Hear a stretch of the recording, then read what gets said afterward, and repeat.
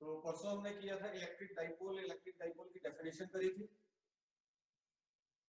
ठीक है, electric dipole moment क्या होता है? तो इलेक्ट्रिक डाइपोल मोमेंट मैंने आपको बताया था, it is denoted by small p and it is equal to 2q into a, जहां पे 2a जो है it is small distance,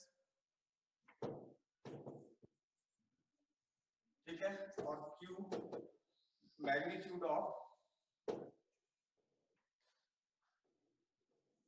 either charge।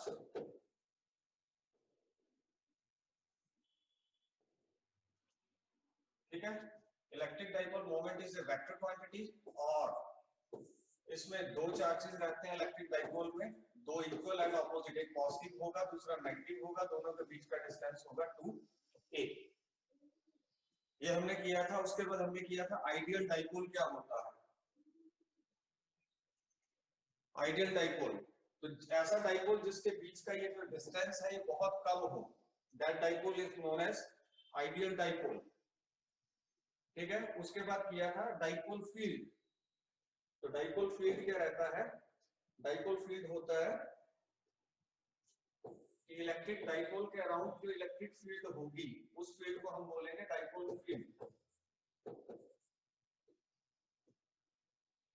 ठीक है, और ये इलेक्ट्रिक फील्ड जो है अब हम कैलकुलेट करने जा रहे हैं, तो उससे पहले नोट लिखिए आप, जो मैं लिख रहा हूं बोर्ड पे बनाते जाइए, लिखते जाइए, नोट लिखिए।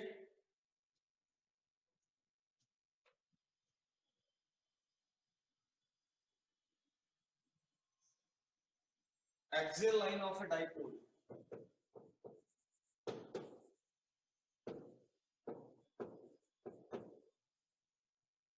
Axial line of a dipole.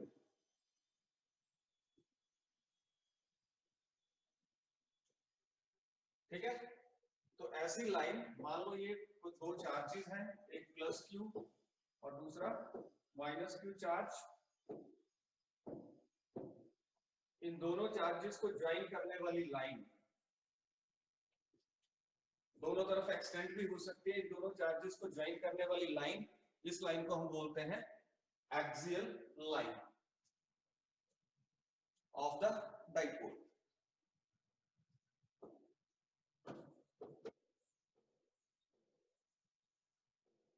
ये जो है, ठीक है, इन दोनों चार्जेस के मिड पॉइंट, इसको लिखेंगे C। दोनों चार्जेस का मिड पॉइंट, इसको लिखेंगे C।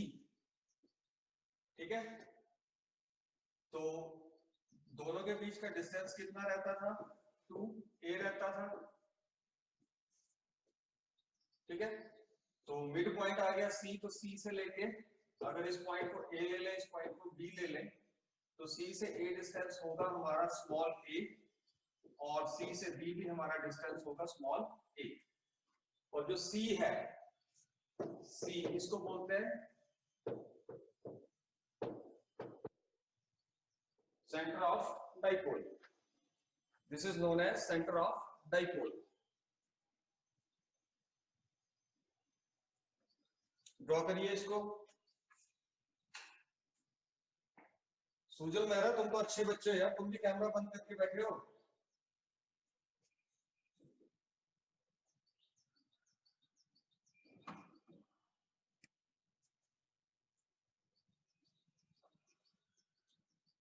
ठीक है, तो एक्सियल लाइन की डेफिनेशन होगी, it is the line joining the two charges.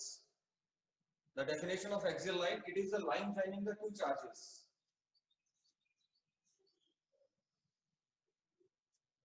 It is the line joining the two charges is known as axial line.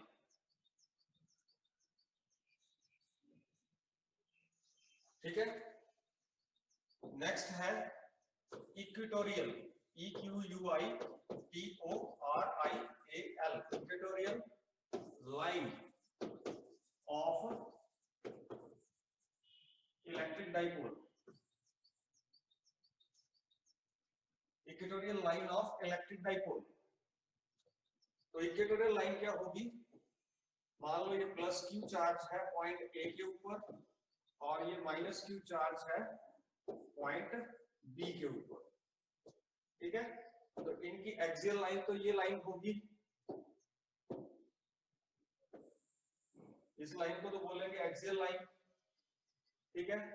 यहां पे कहीं मिड पॉइंट लेंगे ए और बी का, तो वो आ जाएगा centre of dipole.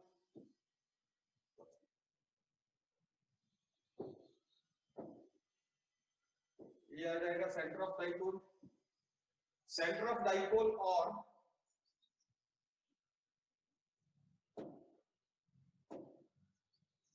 Centre of dipole से पास होने वाली line which is perpendicular to the axial line is known as equatorial line। तो ये जो व्हाइट लाइन है ऊपर की तरफ को, जो सेंटर ऑफ डाइपोल से पास कर रही है और परपेंडिकुलर है, जो सेंटर ऑफ डाइपोल से पास कर रही है और परपेंडिकुलर है किसके, एक्सियल लाइन के, ठीक है। इस लाइन को हम बोलेंगे 90 डिग्री का एंगल होगा यहाँ पे, इस लाइन को बोलते हैं इक्वेटोरियल लाइन। इस लाइन को हम बोलेंगे इक्वेटोरियल लाइन। ड्रॉ करिए इसको।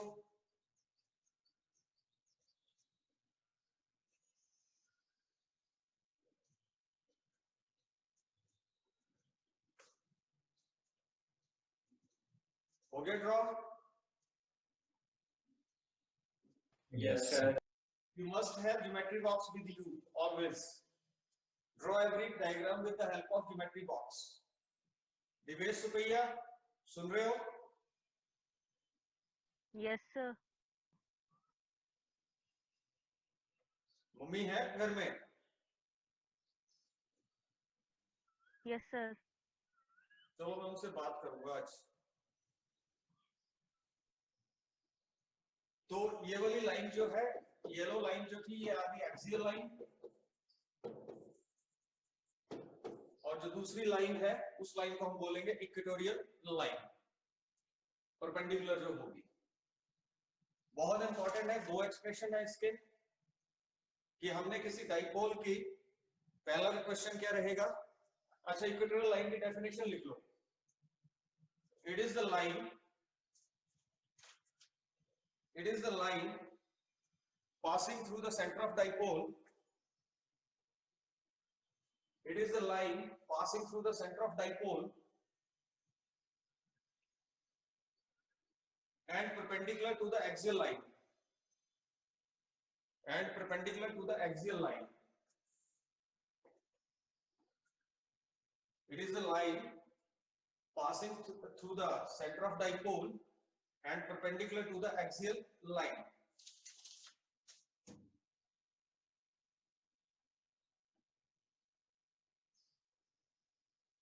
ठीक है, तो बहुत इंपॉर्टेंट एक्सप्रेशंस हैं, एग्जामिनेशन पॉइंट ऑफ व्यू से लिखिए। Question, obtain an expression for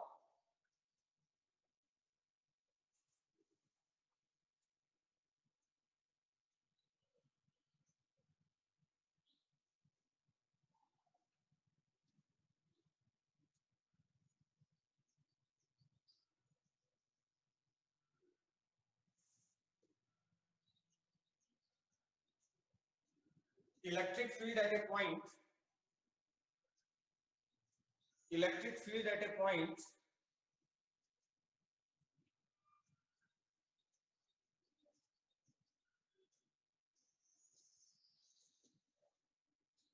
on the axial line of a dipole, on the axial line of a dipole,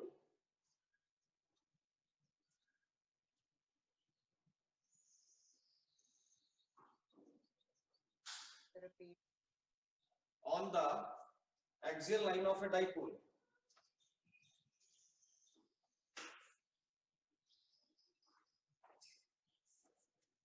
तो सबसे पहले हम क्या करेंगे, डायग्राम देख के ध्यान से समझिए, बहुत इजी है समझना आपने। पहले तो हमें डाइपोल बनाना पड़ेगा।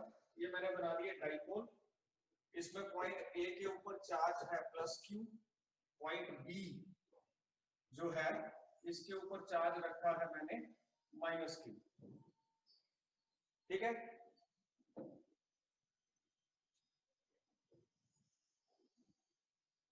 एक डाइपोल बना दिया। अब इस डाइपोल की एक्सियल लाइन मतलब ऐसी लाइन जो दोनों चार्जेस को ज्वाइन करे।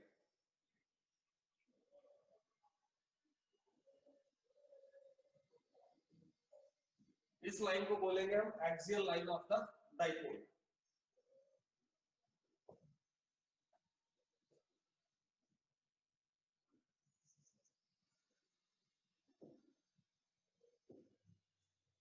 अब बोलता है कि इस एक्सियल लाइन के ऊपर आपने इस डाइपोल, ये जो डाइपोल जो इलेक्ट्रिक फील्ड प्रोड्यूस कर रहा है, डाइपोल जो इलेक्ट्रिक फील्ड प्रोड्यूस कर रहा है वो सारी जगह होगी, हर जगह होगी। यहां भी होगी जहां मेरा हाथ है, इससे पीछे भी होगी, इधर भी होगी, इधर, मतलब ये एक स्पेस की तरह होती है इलेक्ट्रिक फील्ड। नाम तो हम इसको फील्ड बोलते हैं पर ये होती स्पेस की तरह है। तो ये जो आपने +1 में पढ़ा ग्रेविटेशनल फील्ड, ठीक है, अभी हम बात कर रहे हैं इलेक्ट्रिक फील्ड की। तो इलेक्ट्रिक फील्ड हर जगह होगी, तो हमने उस इलेक्ट्रिक फील्ड को, इस डाइपोल जो इलेक्ट्रिक फील्ड प्रोड्यूस कर रहा है, उस इलेक्ट्रिक फील्ड को एक्सियल लाइन के ऊपर किसी पॉइंट पे कैलकुलेट करना है। मान लो ये पॉइंट P है, यहां पे हम चेक करेंगे कि ये डाइपोल जो इलेक्ट्रिक फील्ड प्रोड्यूस कर रहा है कितनी है। इसके लिए हमें एक्सप्रेशन निकालना है, ठीक है। यहां पे मैं बना देता हूं centre of dipole C, write down. Consider an electric dipole, consider an electric dipole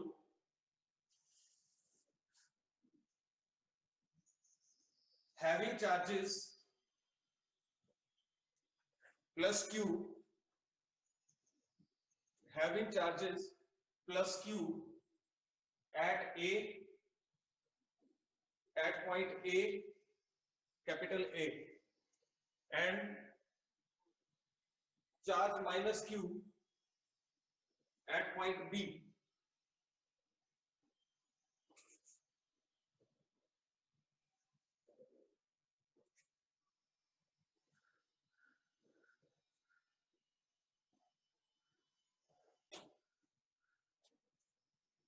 Let C be the center of dipole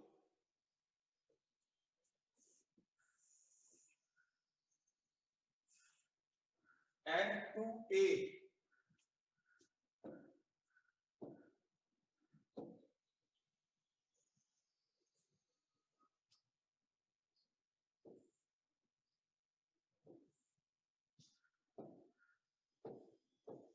be the length of dipole.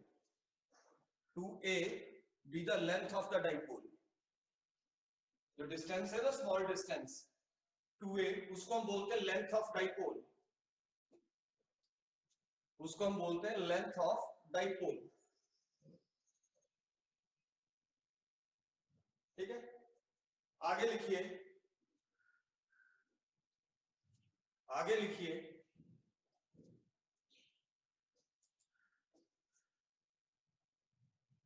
let P be the point,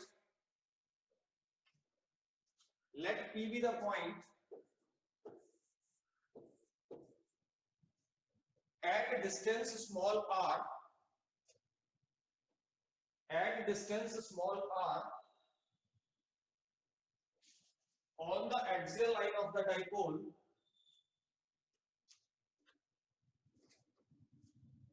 where we have to find out, where we have to find out electric field intensity, where we have to find out electric field intensity.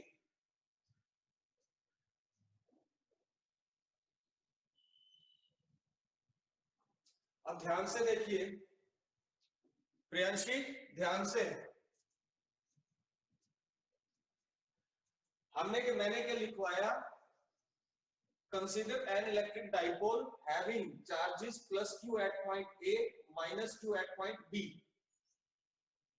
Let C be the center of dipole and 2A is the dipole length. let P be the point which is at distance R. अच्छा, ये distance R जो होगा बेटे, इसको ये distance होगा centre of dipole से।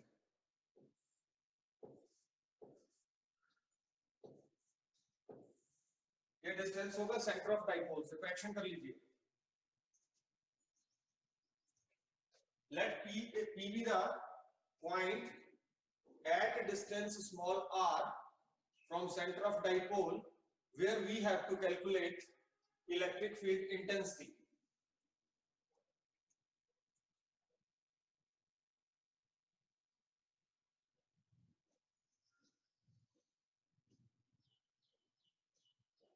Where we have to calculate electric field intensity. ये लिखा आपने। अब हम क्या करेंगे, ध्यान से देखिए। हम इस चार्ज के कारण भी पॉइंट P के ऊपर इलेक्ट्रिक फील्ड कैलकुलेट करेंगे और माइनस Q के कारण भी पॉइंट P के ऊपर इलेक्ट्रिक फील्ड कैलकुलेट करेंगे। प्लस Q चार्ज जो पॉइंट A पे है, इसके कारण पॉइंट P के ऊपर इलेक्ट्रिक फील्ड कैलकुलेट करेंगे और जो माइनस Q चार्ज है, इसके कारण भी पॉइंट P के ऊपर इलेक्ट्रिक फील्ड कैलकुलेट करेंगे। ठीक है, तो लिखिए electric field intensity at point P, electric field intensity at point P due to charge plus Q at point A।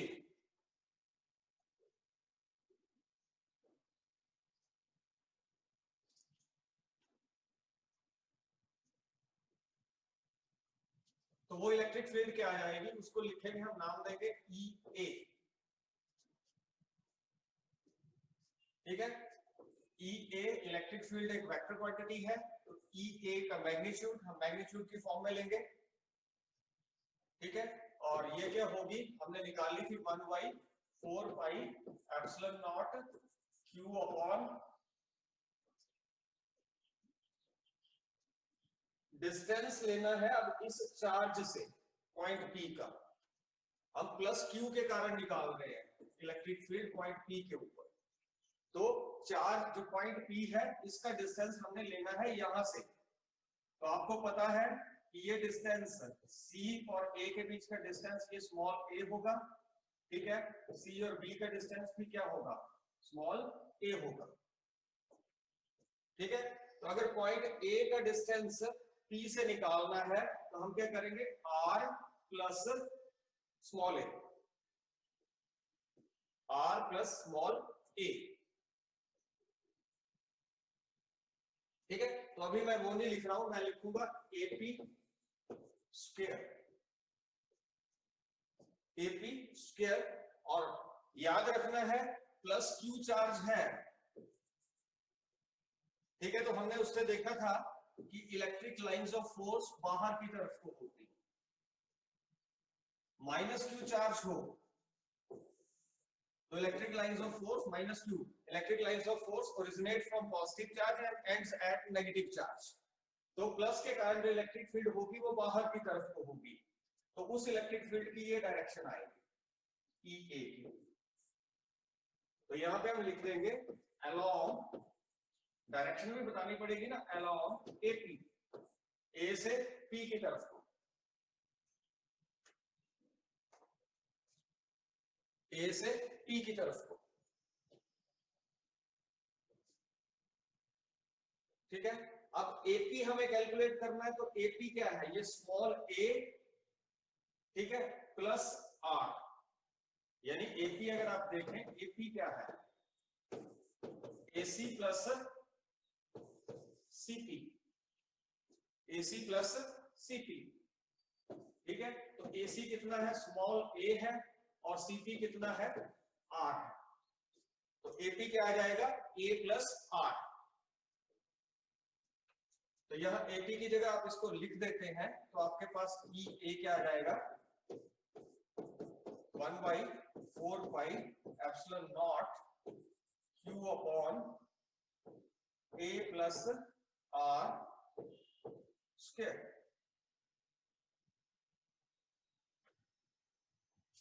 ठीक है, और साथ में डायरेक्शन लिख दीजिए अलोंग एपी।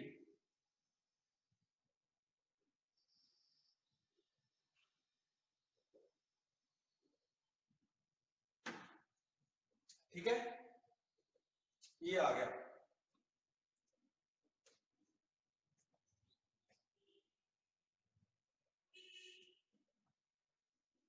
इसको ले लीजिए इक्वेशन नंबर 1। अभी हमने क्या निकाला, प्लस क्यू चार्ज के कारण पॉइंट पी के ऊपर इलेक्ट्रिक फील्ड निकाली हमने, और जिसको नाम क्या दे दिया हमने, ई ए। अब इसी तरह से हम माइनस क्यू के ऊपर जो चार्ज है, ये जो पॉइंट बी के ऊपर जो माइनस क्यू चार्ज है, इसके कारण भी पॉइंट पी के ऊपर हम इलेक्ट्रिक फील्ड कैलकुलेट करेंगे। तो write down electric field intensity at point P, electric field intensity at point P due to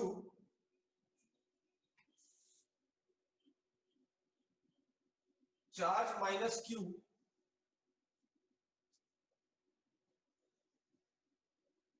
at B, at point B। अब हम उस इलेक्ट्रिक फील्ड को कैलकुलेट करेंगे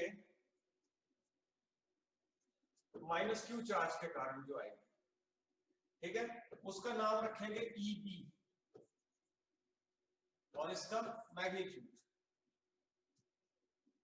ठीक है, ये भी क्या आएगा, 1/4 pi epsilon not Q upon.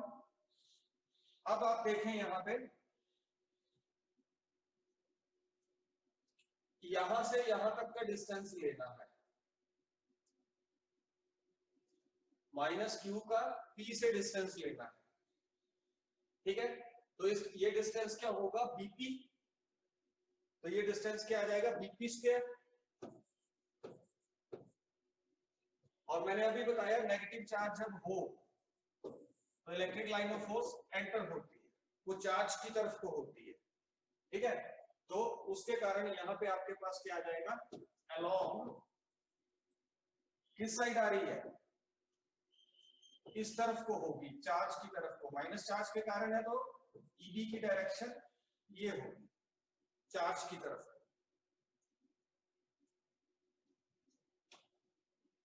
ठीक है,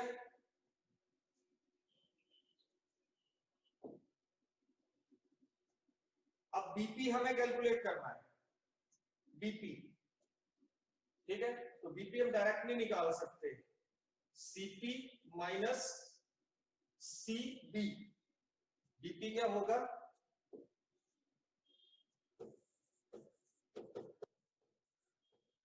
सीपी माइनस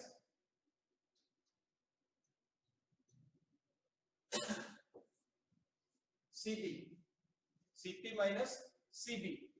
अब सीपी कितना है, आर है, सीबी कितना है, स्मॉल ए है, तो बीपी कितना आ गया, आर माइनस ए। यहां सब्स्टिट्यूट कर दीजिए, तो ईबी कितना आया,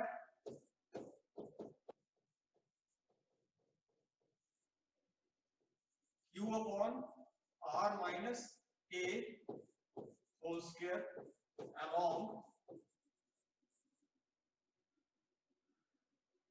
पी से बी, अलोंग पीबी, पी से बी की तरफ को। इस जो माइनस के कारण, माइनस क्यू के कारण जो इलेक्ट्रिक फील्ड प्रोड्यूस हो रही है, वो पी से बी की तरफ को आएगी।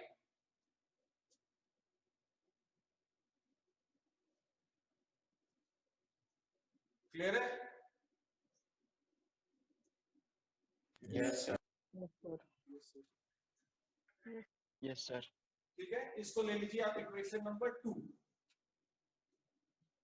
अब हमें नेट इलेक्ट्रिक फील्ड निकालनी है, कि दोनों चार्जेस की कंबाइंड इलेक्ट्रिक फील्ड निकालनी है। तो write down net electric field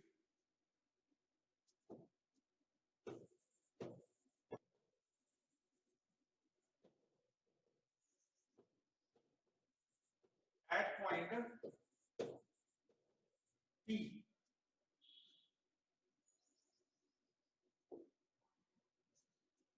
अब आप यहां पे देखेंगे दोनों इलेक्ट्रिक फील्ड EA इस तरफ को है आउटवर्ड और EB इनवर्ड है।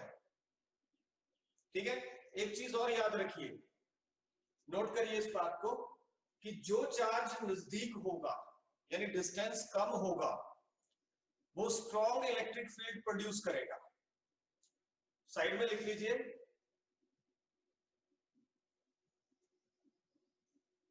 The charge which is nearer, side में लिख लीजिए, the charge which is nearer will produce strong electric field. उसकी इलेक्ट्रिक फील्ड इंटेंसिटी की वैल्यू हमेशा ज्यादा होगी जो नजदीक होगा।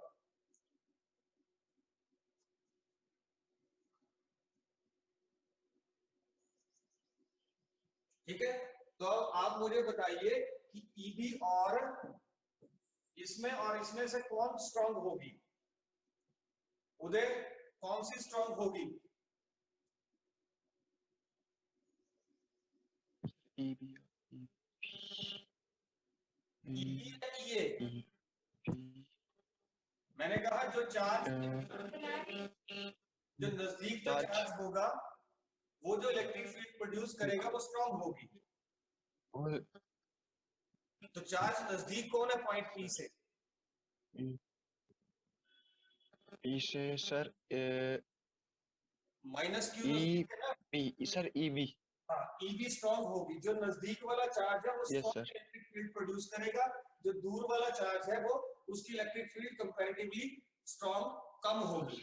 ठीक है, तो ईए और ईबी जो है इनमें से म्यूट कर लो बेटे, ईबी और ईए में से जो स्ट्रांग कौन होगी? ईबी होगी। ठीक है, तो नेट इलेक्ट्रिक फील्ड जो हम कैलकुलेट करेंगे वो आएगी, उसको नाम दे देते हैं हम ई,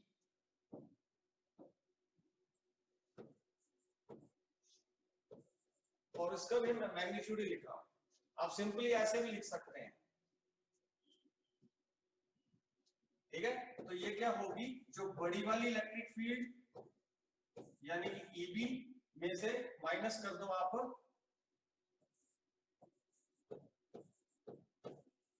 ईए को, ईबी में से माइनस कर दीजिए आप ईए को।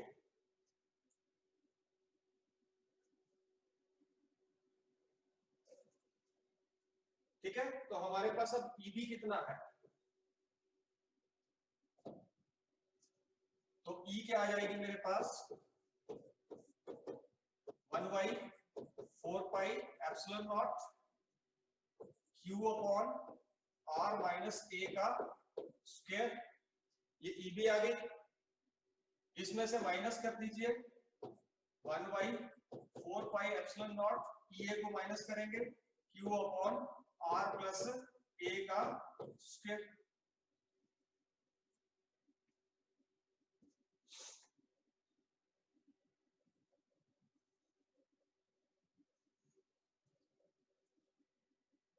ठीक है बेटे,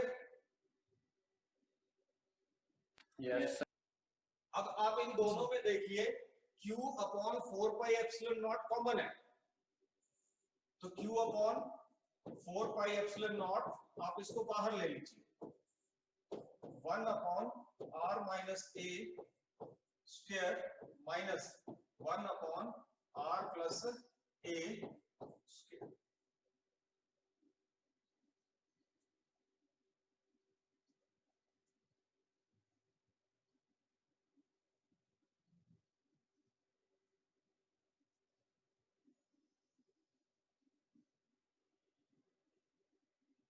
ठीक है, अब हमें नीचे एलसीएम लेना है, तो क्या आया मेरे पास? Q अपॉन 4πε0, एलसीएम क्या आ जाएगा? R माइनस ए का square into R plus A का स्क्वायर। तो यहां क्या आ जाएगा? R प्लस ए स्क्वायर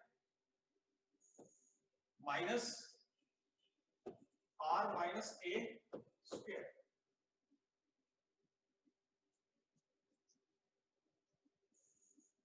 ठीक है, first Q upon 4 pi epsilon nought. अब ये नीचे ऐसे लिखा हुआ है 2 का स्क्वायर इंटू 3 का स्क्वायर, तो मैं इसको ऐसे लिख सकता हूँ 6 का स्क्वायर लिख सकता हूँ ना।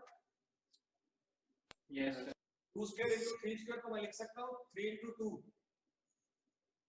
मल्टीप्लाई कर दिया और इन सभी का स्क्वायर आ गया। तो वैसे आपने यहां पे करना है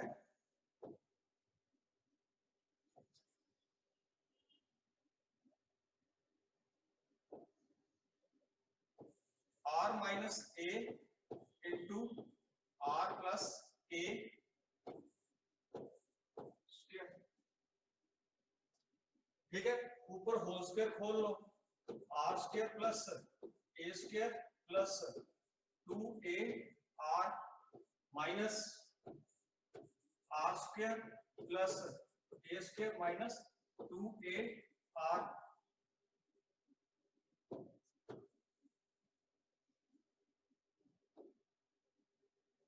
ठीक है, अब आपको पता है a minus b into a plus b क्या होता है, a square minus b square. तो यहां क्या आ जाएगा, are square minus A square, यही आएगा।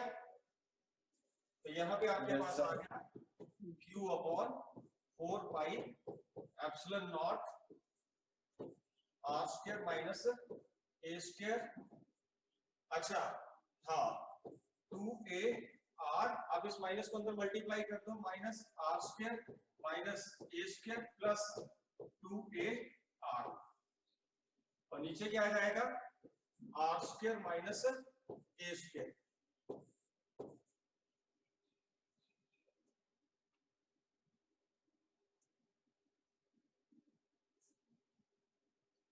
फाइन।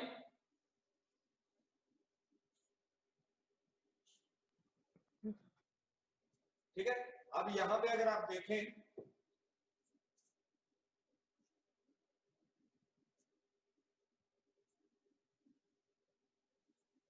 सॉरी, हाँ ये प्लस आएंगे, ये प्लस ए प्लस। ठीक है, तो अगर आप नोट करें आर स्क्वायर से आर स्क्वायर कट रहा है, ए स्क्वायर से ए स्क्वायर कट रहा है, हमारे पास बचा प्लस 2ar प्लस 2ar मतलब 4ar।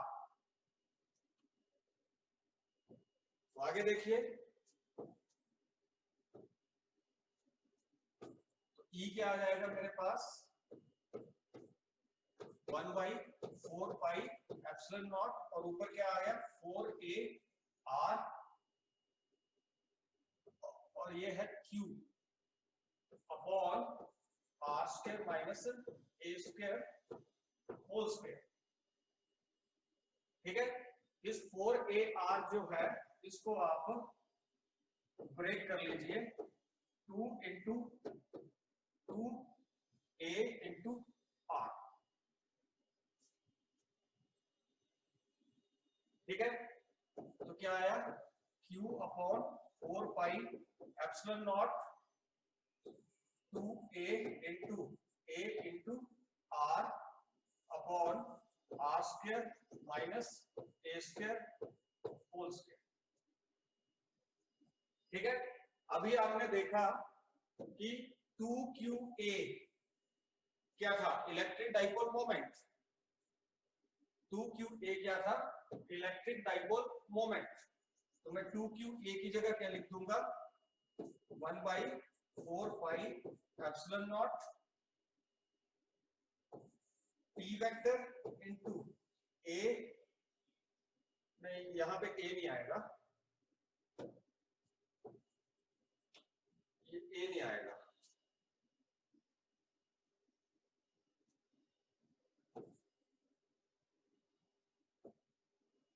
p into r upon R square minus ए स्क्वायर होल स्क्वायर। यहां पे हम लिखेंगे 2q A is equal to P electric dipole moment.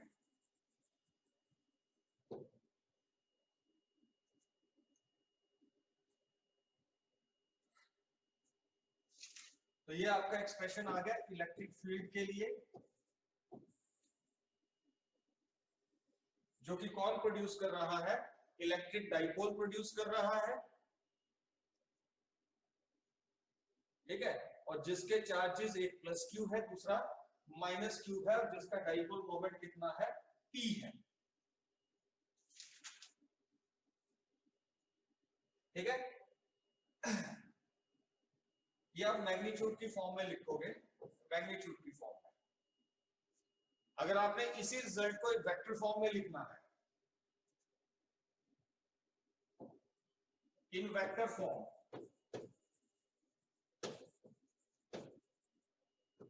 In vector form, ठीक है, तो वेक्टर फॉर्म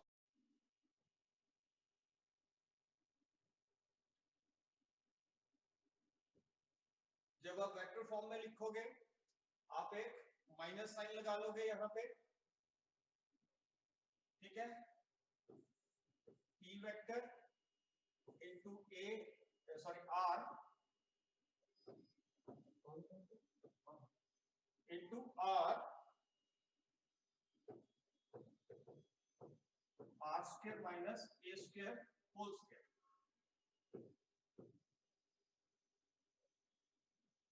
तो यहां पे जब हमने इसको वेक्टर फॉर्म में लिखा तो मुझे यहां पे माइनस साइन लगाना पड़ा। अब रिपू माइनस साइन इसलिए लगाया बेटे कि कल हमने पढ़ा था इलेक्ट्रिक फील्ड इंटेंसिटी जो है उसकी डायरेक्शन होती है पॉजिटिव चार्ज से नेगेटिव चार्ज की तरफ को, और इलेक्ट्रिक डाइपोल मोमेंट इसकी डायरेक्शन होती है नेगेटिव चार्ज से पॉजिटिव चार्ज की तरफ को, उसकी डायरेक्शन होती है इलेक्ट्रिक डाइपोल मोमेंट की ऑपोजिट होती है। तो अगर कोई दो वेक्टर हैं, एक वेक्टर E वेक्टर है, दूसरा वेक्टर P वेक्टर है, दोनों की डायरेक्शन ऑपोजिट हो तो हमें ऐसे लिखना पड़ेगा, दोनों के अगर एक वेक्टर इधर को है, एक वेक्टर इधर को है, दोनों है बराबर है, ठीक है, डायरेक्शन ऑपोजिट है, तो ये E वेक्टर मान लो और ये P वेक्टर मान लो, तो इसको मैथमेटिकली हम ऐसे लिखते हैं, ठीक है रुचिका? Yes, sir. लिखिए, तो here negative sign shows that, here negative sign shows that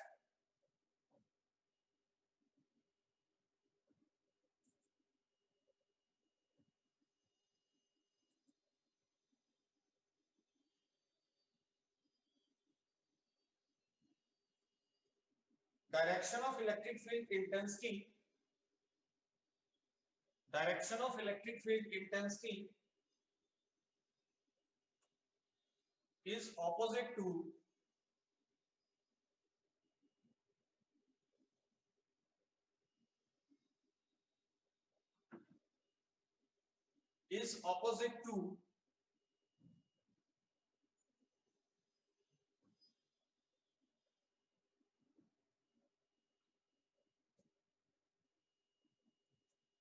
electric dipole moment,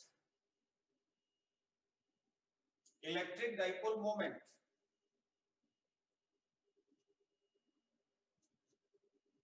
ये जो नेगेटिव साइन है ये क्या बता रहा है कि इलेक्ट्रिक फील्ड इंटेंसिटी जो है उसकी डायरेक्शन इलेक्ट्रिक डाइपोल मोमेंट से ऑपोजिट होगी।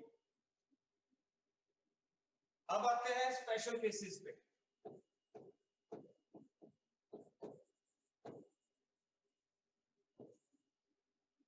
अब आते हैं स्पेशल केसेस पे।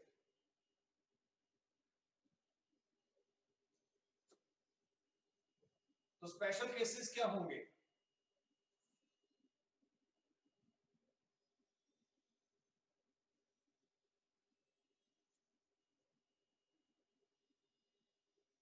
फर्स्ट स्पेशल केस की पॉइंट ऑफ ऑब्जर्वेशन जो है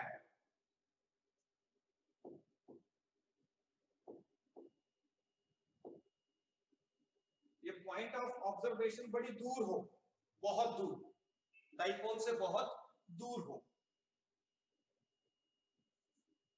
Write down first special case if point of observation is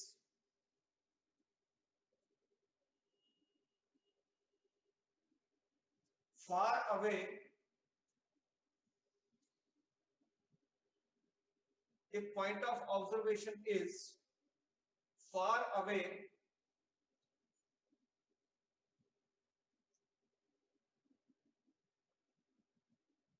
from the center of dipole,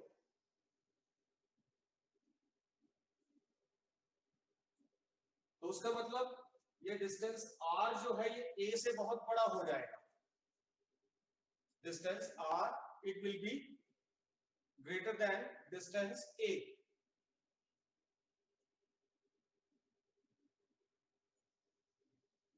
ठीक है, तो इसको कैसे लिखेंगे?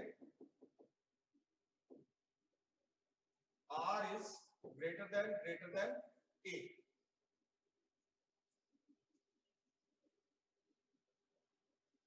ठीक है, तो ये जो एक्सप्रेशन है इसको नाम दे दो, आप कोई भी नाम दे दो, स्टार दे दो. इसमें आपने r जब a से बड़ा होगा तो a will be neglected. a is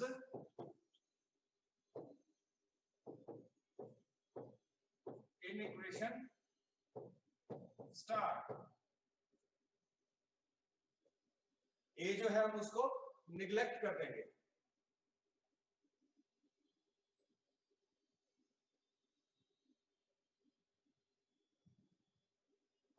तो आपके पास क्या आएगा अगर मैग्नीट्यूड की फॉर्म में लिखें? E vector magnitude is equal to 1/4 pi epsilon nought p into r upon, अब a निगलेक्ट हो गया तो हमारे पास r स्क्वायर ही बचा और इसका भी क्या है? स्क्वायर है. ठीक है, तो मेरे पास आ गया p वेक्टर का भी मैग्नीट्यूड ले रहे हैं हम 1/4 pi epsilon nought p into r upon r raise to power 4. एक r से एक r कट जाएगा तो नीचे रह जाएगी r रेज़ टू पावर 3. तो E is equal to 1/4 pi epsilon naught P upon R cube.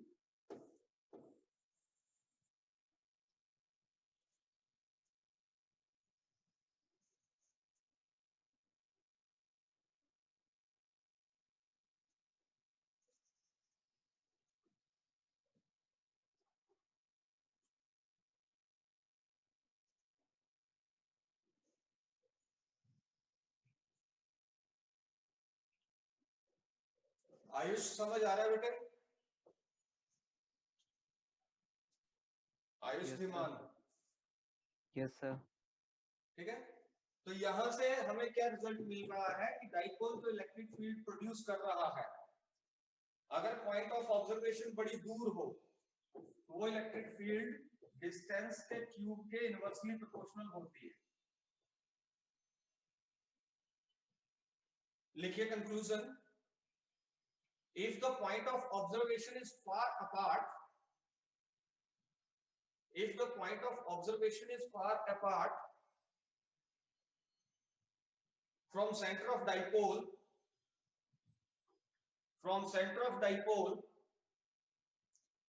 then a dipole behaves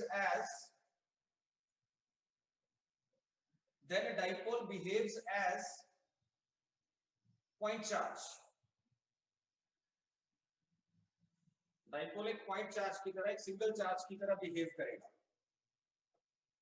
Then dipole behaves as point charge.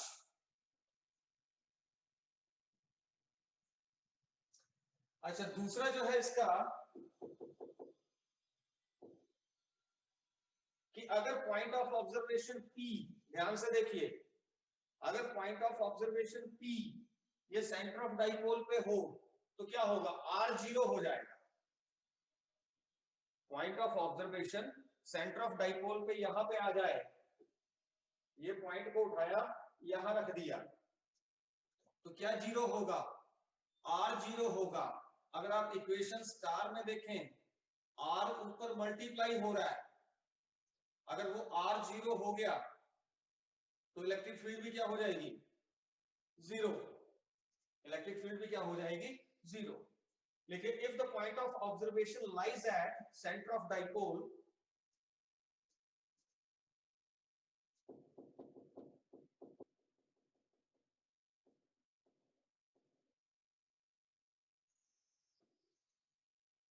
तो आर क्या हो जाएगा? जीरो हो जाएगा, जिसके कारण इलेक्ट्रिक फील्ड भी क्या हो जाएगी? जीरो हो जाएगी। ठीक है, तो इस तरह से हमने आज के कैलकुलेट किया electric field intensity at point, electric field intensity कहां पे? एक्सियल लाइन के ऊपर कैलकुलेट करी। इलेक्ट्रिक फील्ड इंटेंसिटी हमने, आप अनम्यूट कर सकते हो, बोल सकते हो।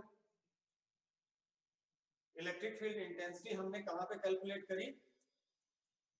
एक्सियल लाइन के ऊपर कैलकुलेट करी। Axial line. और जब हमने Excellent. इलेक्ट्रिक फील्ड इंटेंसिटी को कैलकुलेट करा, हमने दो स्पेशल केसेस भी किए। दो स्पेशल केसेस कि अगर पॉइंट ऑफ ऑब्जर्वेशन डाइपोल यहाँ पे, पॉइंट ऑफ ऑब्जर्वेशन बड़ी दूर है, तो उस केस में क्या होगा? जो डाइपोल है वो पॉइंट चार्ज की तरह बिहेव करेगा। Dipole will behave as point charge. ठीक है, और जब अगर पॉइंट ऑफ ऑब्जर्वेशन जो है वो सेंटर ऑफ डाइपोल पे हो, है ना हर्षित? अगर point of observation centre of dipole पे हो तो आर क्या होगा? जीरो हो जाएगा। और जैसे आर जीरो होगा तो इस एक्सप्रेशन में अगर आप देखेंगे, यहाँ पे आर मल्टीप्लाई हो रहा है, इधर ये आर जीरो हो गया, तो जीरो के साथ जो भी मल्टीप्लाई होगा वो भी क्या हो जाएगा? जीरो हो जाएगा। तो कहां से कंक्लूजन निकला? सेंटर ऑफ डाइपोल के ऊपर। उधर म्यूट करो खुद को। हाँ, तो सेंटर ऑफ डाइपोल के ऊपर इलेक्ट्रिक फील्ड जीरो होगी, और अगर डाइपोल बहुत दूर होगा, this expression is very very very important. 4 marks का एक्सप्रेशन आता है, प्रियांशी नोट कर लो इसको। और ये नेक्स्ट एग्जाम के लिए 2 0 2 2 सीरीज सी लिख ले, और तुझे सीरीज सी आएगी प्रियांशी, ये भी नोट कर ले। ठीक है, तो ये क्वेश्चन एग्जाम में आने वाला है। कल जो करवाऊंगा वो सीरीज बी में आएगा। This is very important. आप इसको, जैसे आपकी क्लासेस ऑफ होंगी, इसको सॉल्व करिए एक्सप्रेशन को। एक सिंगल एक्सप्रेशन करवाया मैंने, और सिंपल मैथमेटिक्स है, और इसका वीडियो भी मैं बना के डाल दूंगा अभी थोड़ी देर में। ठीक है, और ये जो है पीडीएफ में भी मैं डाल दूंगा क्लासरूम लाइव में। आपने असाइनमेंट के अंदर जाना है या नोट्स के अंदर जाएंगे, वहां आपको ये मिल जाएगा। और जो जिनको अभी भी बच्चों को नहीं पता है क्लासरूम लाइव कैसे यूज करनी है, आप प्लीज उनको कन्वे करिए। बहुत सारे बच्चों को पता ही नहीं चल रहा कैसे होगा। ठीक, तो कल मिलते हैं, कल करेंगे इक्वेटोरियल लाइन के ऊपर इलेक्ट्रिक फील्ड को कैलकुलेट करेंगे। दूसरी बात एक सुन लो, मैं आफ्टर 6 भी आपकी क्लास लिया करूंगा शाम को। रेडी? 6 से 7 घंटे की क्लास ले लिया करेंगे। ओके? Yes sir. जो रेडी है रेज योर हैंड्स, ऐसे यस सर। हाथ खड़े कर दो। जो रेडी हैं, 6 से 7 क्लास लग जाएगी आपकी। ओके, तो कल मिलते हैं। Thank you very much. Thank you, sir. Thank you, sir. Thank you sir.